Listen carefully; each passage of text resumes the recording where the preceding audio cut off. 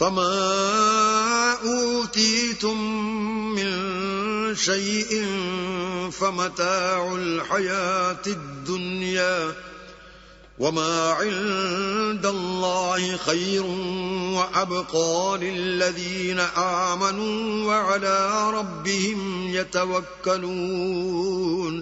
والذين يجتنبون كبائر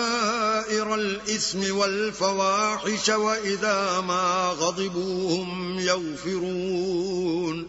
والذين استجابوا لربهم وأقاموا الصلاة وأمرهم شورى بينهم ومما رزقناهم ينفقون والذين إذا أصابهم البغي هم ينتصرون